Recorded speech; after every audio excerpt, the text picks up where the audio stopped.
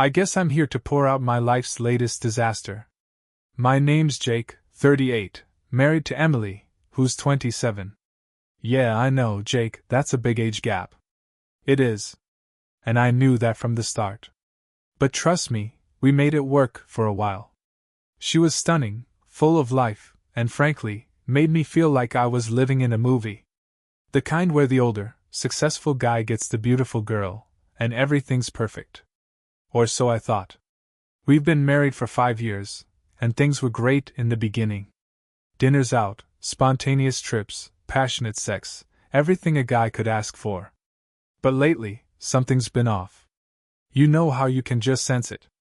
She started coming home late from yoga class, with these ridiculous explanations that didn't add up. Her phone was always glued to her hand, and she'd sneak off into the other room to text. And let's not forget the sudden obsession with luxury. Out of nowhere, she had a burning need for designer bags and 5-star weekends. At first, I brushed it off. Maybe I'm being paranoid, right? We all get comfortable in marriage. Maybe she was just trying to spice things up. But deep down, I couldn't shake the feeling that something was terribly wrong. Alright, so here's where things start to go south. One night, she tells me she's going out with some friends for a girls' night. It wasn't unusual, but something felt different this time. I don't know, maybe it was the way she was extra dolled up, more than usual. I told myself to stop being that jealous husband type, you know. But the feeling gnawed at me. She leaves, and I'm sitting there watching some mindless TV when her phone, the one she guards with her life, buzzes on the counter. She must have forgotten it. Weird, right? Emily never forgets her phone. I wasn't going to check it, honestly, I wasn't. But then it buzzed again. A message popped up from someone named GP. Now, I know all her friends, and let me tell you, none of them have initials like that. Curiosity got the better of me. I opened it. Can't wait to see you tonight. Don't wear anything under that dress. Winky face. My blood went cold.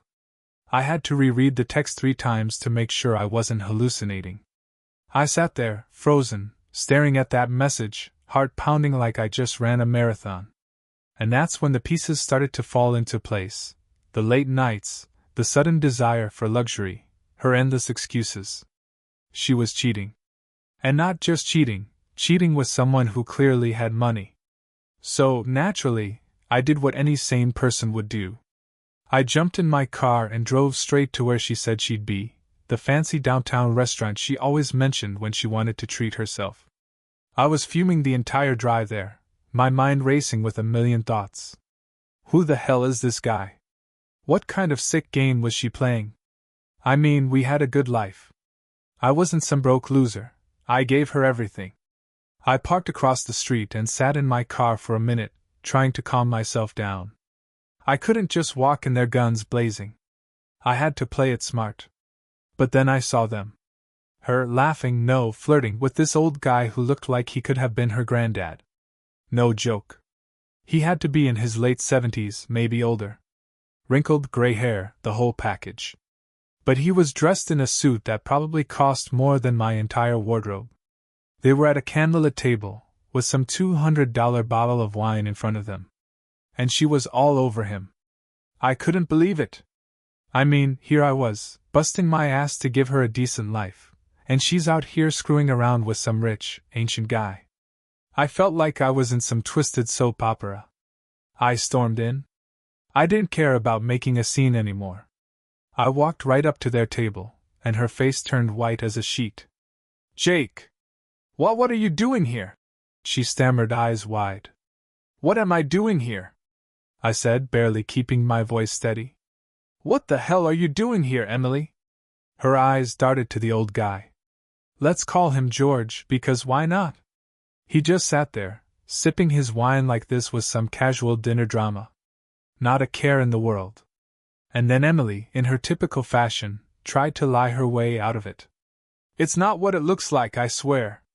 He's just a friend. Friend? You're having friends tell you not to wear underwear to dinner? I threw her phone on the table, open to the message. She froze, realizing she was caught. And George? The bastard just smiled at me. Like I was some pathetic inconvenience to his little date night. Emily stared at the phone on the table, her mouth opening and closing like a fish out of water. She was stuck, and she knew it. But in true Emily fashion, she didn't back down. Oh no, she leaned into the lie. Okay, Jake, I can explain.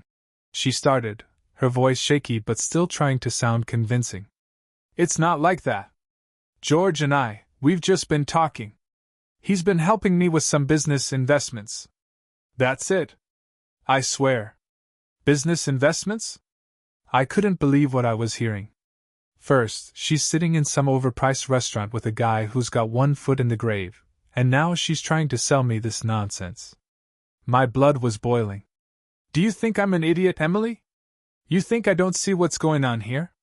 I shot back, my voice rising. A couple of people at nearby tables started watching, but I didn't care. Let them watch. Let them see what kind of sham my marriage had turned into. Jake, please, she said, her voice now dripping with fake sincerity. It's not what you think. George is just a mentor. At that point, I laughed out loud. A mentor? This woman had some nerve.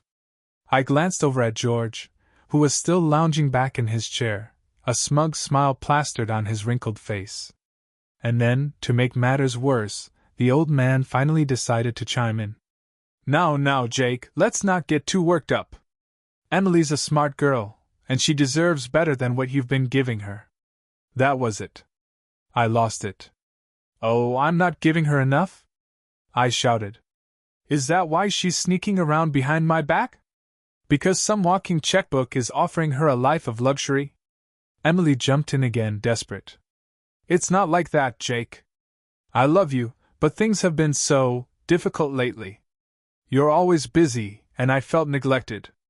George, he just understands me. Understand her. This guy barely looked like he could understand how to use a smartphone, and now he's her emotional guru. The whole thing was so ridiculous, I didn't know whether to laugh or cry. But then she dropped the bomb. Jake, I think we should take a break. I need to figure things out. I need space. Space? Oh, I knew what she meant. She wasn't asking for space. She wanted out, and she wanted it easy. She wanted to go off with Grandpa Moneybags and not have to deal with the messy fallout.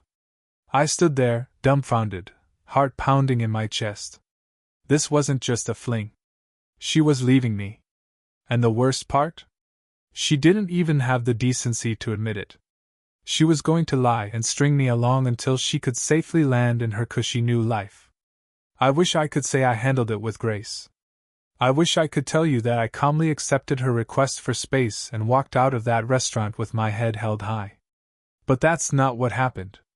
Not even close. Instead, I stood there, stunned, my mind racing to catch up with the reality that my wife, was leaving me for some rich, old fossil who had more money than time left on this earth. And the worst part? She had the nerve to blame me. Space? You need space? I yelled, my voice breaking. The entire restaurant had gone quiet by now, but I didn't care. Let them watch. Emily, you've been screwing this guy behind my back and you want space? She flinched at that, like I'd slapped her with the truth, but her expression hardened. That's when I realized something. I wasn't dealing with the Emily I knew. This was someone else entirely, someone cold, calculating, and totally detached. The woman I married wouldn't have been able to look me in the eye and lie like this. Or maybe she could, and I'd just been blind to it all these years. Jake, stop making a scene, she said through gritted teeth, her voice low but dripping with venom. We can talk about this later. This isn't the time or place. Oh, now it's not the time or place? I shot back, my anger reaching a boiling point. When is the right time, Emily? After you move in with this walking retirement fund? That hit a nerve. She looked down at her hands, avoiding my eyes, and George, who had been smugly sipping his wine the entire time, finally put his glass down. You need to calm down, Jake, George said, his voice so calm it made my skin crawl. This isn't good for anyone. I couldn't believe this guy was trying to play the peacemaker, like he hadn't just destroyed my marriage. I took a step closer to him, and for a moment, I was tempted to wipe that smug look off his face. But I stopped myself. He wasn't worth it. None of this was. I turned back to Emily, my voice lower now, almost pleading. Emily, is this really what you want? You're throwing away everything we built, for what? Money? Luxury? Him? She finally looked up at me, and what I saw in her eyes crushed me. There was no regret, no shame, just this cold determination. I'm sorry, Jake, she said quietly. But this is what I need right now. I can't live like this anymore. I'm tired of struggling, of feeling unfulfilled. George can give me the life I've always wanted. That's when it hit me. She was never really in this marriage for me. She was in it for what she thought I could provide. And when that wasn't enough, she found someone who could give her more. I felt the ground fall out from under me. This wasn't just betrayal. It was like everything I believed about us, about her, had been a lie. I had no words left, just a sick, hollow feeling in my gut. I turned and walked out. There was nothing left to say. I wish I could tell you I stormed out of there and never looked back, but the truth is, I was shattered. I drove around aimlessly for hours, replaying everything in my head, every dinner, every laugh, every kiss. All of it felt fake now, like I'd been living in some elaborate illusion. I didn't go home that night. I couldn't. The thought of being in that house, where everything reminded me of her, was unbearable. I ended up crashing at a friend's place. Ryan, my best friend since college, was the only person I could trust with this mess. When I told him what happened, he didn't even know what to say at first. We sat in silence, him nursing a beer, me staring blankly at the wall, trying to process the train wreck that was now my life. She's really leaving you for some old guy? Ryan finally asked, his voice full of disbelief. Yup, I muttered, still unable to fully wrap my head around it. Apparently he can give her the life she's always wanted. Ryan shook his head. Man, I don't get it. You two seem good, you know. What the hell happened? What happened? I wish I had an answer for that. Maybe I'd been too wrapped up in my own life to see the cracks forming. Maybe I was too comfortable, thinking she'd always be there. Or maybe Emily had just been playing the long game, waiting for the moment she could upgrade to someone who could buy her anything she wanted. The next few days were a blur. I didn't go to work. I barely ate. I couldn't even bring myself to check social media, terrified I'd see some picture of Emily living it up with George, sipping champagne in some five-star resort. I kept replaying the confrontation in my head, wondering what I could have done differently. But the more I thought about it, the more I realized this wasn't about me. This was all on her. She made the choice to cheat. She made the choice to lie. And now, she was making the choice to leave. I did eventually go back to the house. I had to. There were papers to sign, things to figure out. When I walked through the door, the emptiness hit me like a punch to the gut. Her stuff was already gone. Clothes, makeup, even the stupid designer bags she'd been obsessed with. She didn't even bother to leave a note. Just disappeared, like I was some phase in her life that she'd grown tired of. I wanted to be angry. I wanted to hate her. But mostly, I just felt empty. Like she'd taken a part of me with her when she left. That's when I got the text. From Emily, of course. I'm sorry, Jake. I didn't mean for it to end this way. I hope one day you'll understand. Understand? Understand what? That she threw away everything we had for some rich old man? That she couldn't even be honest about it until I literally caught her in the act? I didn't respond. There was nothing to say. The days after her text felt like crawling through a fog. I wanted to wake up from this nightmare, but there was no waking up. This was real. Emily was gone, off living her best life with Grandpa George, and I was left to figure out what the hell I was supposed to do next. The divorce process started pretty quickly after that. She didn't fight it, probably because she was already set up in George's mansion or whatever. Her lawyer contacted me, and we started splitting assets. It felt mechanical, like checking off boxes on a to-do list. House, car, bank accounts, all of it. But what really stung was how little she cared. She didn't even show up for most of the meetings. She just signed the papers and moved on with her life like our marriage was some business transaction she was happy to close. Meanwhile, I was left with the emotional wreckage. Ryan kept checking in, making sure I wasn't spiraling too hard, but it was rough. I couldn't stop thinking about all the lies she told. Every excuse, every fake smile, every time she said she loved me, it was all tainted now. I found myself questioning everything. How long had she been planning this? Was she always looking for an out, or did George just show up at the perfect time? Did she ever actually love me, or was I just a stepping stone to something better? One night, I decided to do something stupid. I went on her social media. I don't know why. I knew it would hurt, but I couldn't stop myself. And there it was, pictures of her and George smiling on some yacht, champagne in hand. Living my best life. #blessed. It felt like a knife to the gut. There she was, flaunting her new life like she hadn't just burned down everything we built. I wanted to throw my phone across the room, but instead, I just sat there, staring at the screen, feeling the weight of everything crash down on me again. That's when I realized something. I couldn't keep doing this to myself. I couldn't let her win. Emily was out there living her life, not giving a damn about me, and I was stuck in this pit of misery. I needed to move on. Not for her, but for me. I couldn't keep wallowing in the mess she left behind. So, I started making small changes. I deleted her number from my phone, blocked her on social media, anything to cut her out of my life completely. I went back to work, started hitting the gym again, even got back into some hobbies I'd let slide during our marriage. Slowly, the pieces of me that Emily had shattered started coming back together. And you know what? It felt good. It wasn't like I was magically over it, but for the first time in weeks, I felt like I had control over something in my life again. That's when I got another text. This time, from George. "I think we should talk, Jake." Man to man. When I saw George's text pop up on my phone, my first reaction was pure rage. Man to man. The guy who swooped in, slept with my wife, and bought her out of my life wanted to have a chat. It felt like some twisted joke. But the more I stared at the message, the more curiosity gnawed at me. What could he possibly have to say? Against my better judgment, I replied. We agreed to meet at some upscale cafe downtown, the kind of place where a cup of coffee costs more than my entire lunch.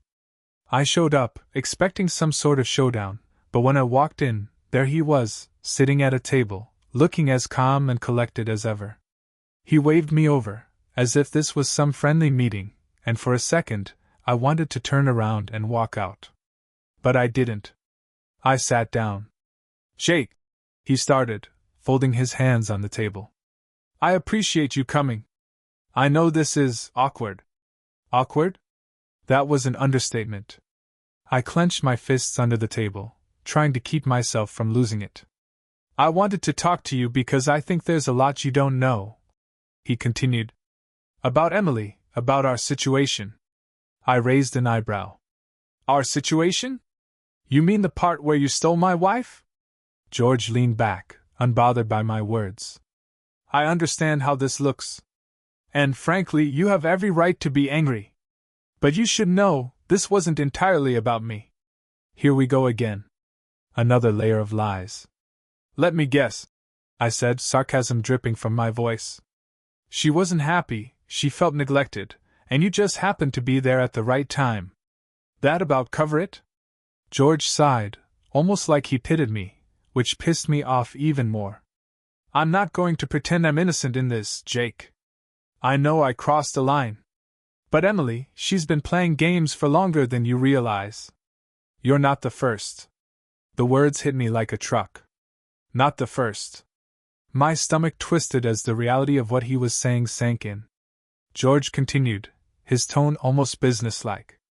"I've known Emily for years, long before you two were married. She's ambitious. She knows how to get what she wants. And unfortunately, what she wants tends to change when something shinier comes along." I sat there stunned. Emily had always been a little materialistic, sure. But this? I didn't want to believe it. I didn't want to accept that the woman I married had been conning me from the start. Why are you telling me this? I finally asked, my voice quieter now, the anger fading into exhaustion. Because, George said, leaning forward slightly, I don't think she's going to stick around with me either. It's only a matter of time before she finds her next mark. I laughed bitterly. So what, you're warning me? Trying to make yourself feel better about what you did? George shook his head. No, Jake. I'm telling you this because I've been in your shoes before. I thought I had her figured out too. But she's unpredictable. I just don't want you to waste more time blaming yourself. This was never about you. I didn't know what to say. Part of me wanted to punch him, but another part of me, God help me, actually believed him. The Emily I thought I knew wasn't real. She was just a carefully crafted illusion, and when I stopped being useful, she moved on. And now, George was starting to see the same cracks. I stood up, not wanting to hear any more. Thanks for the talk, George. But I'm done with her. She's your problem now. As I turned to leave, George called after me. Jake, one more thing. When she leaves me, and trust me, she will, don't let her come crawling back to you. You deserve better. I didn't say anything. I just walked out of that cafe, feeling a strange mix of anger, relief, and something else I couldn't quite put into words. Maybe George was right. Maybe Emily would burn through him like she did with me. But that wasn't my concern anymore. I was free. Looking back now, I've learned a hard truth about people. Some will take everything from you if you let them. But you can't let that define who you are. You have to rebuild. You have to move on. So, if anyone out there is reading this and going through something similar, here's my advice. Don't waste your time trying to fix what's already broken beyond repair. Sometimes the best thing you can do is walk away, and when you do, don't look back. Trust me. Dear listeners, thank you for your incredible support and for tuning into my stories on YouTube. Your enthusiasm and feedback mean the world to me. Stay tuned for more exciting tales. Warm regards.